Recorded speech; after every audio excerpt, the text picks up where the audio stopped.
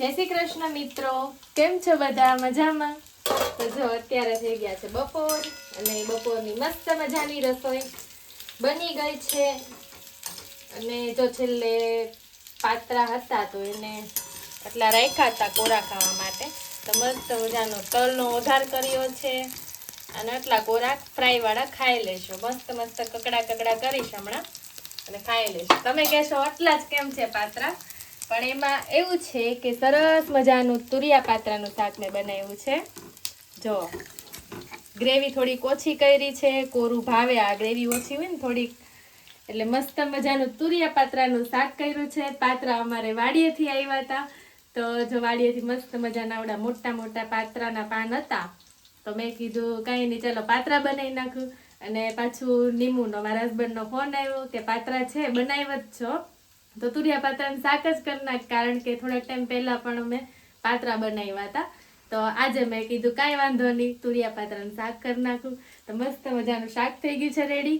અને એની સાથે શું જમવું કરીને કીધું પૂરી બનાવી નાખું. તો જો તમે અહીંયા મસ્ત મજાની પૂરી આપણી રેડી થઈ ગઈ છે.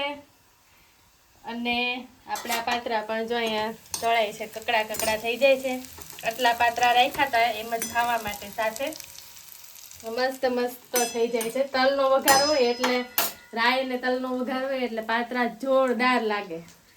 અને બીજું તો અત્યારે જો બપોર થઈ ગઈ છે. કાલે તો એકદમ મસ્ત વરસાદ હતો, સાંજનો વરસાદ ચાલુ થઈ ગયો હતો, આખી રાત વરસાદ આવ્યો હતો. પણ અત્યારે જાગ્યા ત્યારનો તડકો છે, તો તડકો છે અને ગરમી પણ એટલી બધી છે. તોય પછી મેં કીધું હવે ખાવું છે તો થોડીક મહેનત તો કરવી જ પડે. તો મસ્ત મજાનું જો આપણું જમવાનું રેડી થઈ ગયું છે.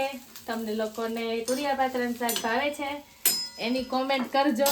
અને જો આ વિડીયો ઉતારવા માટે સ્પેશિયલી હું કપડાં ચેન્જ કરીને આવી હતી, કારણ કે મેં નાઇટ ડ્રેસ પહેર્યો હતો અને ગરમીનું આખા કપડાં પણ ભીના થઈ ગયા હતા.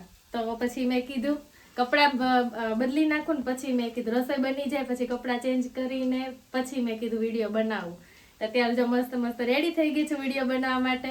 અને ત્યાં સુધીમાં મારા હસબન્ડે છે ને નીમુએ અહીંયા 3-4 પૂરી બેચી હતી, તો જો એને અહીંયા ગોઠવીને મૂકી દીધી છે એક બાજુ, દેખાય નહીં ને વિડીયોમાં એટલે, પણ હું તમને દેખાડી દઉં છું. બધી બળી ગઈ છે પણ તોય થોડી ઘણી હેલ્પ કરી દીધી છે એણે.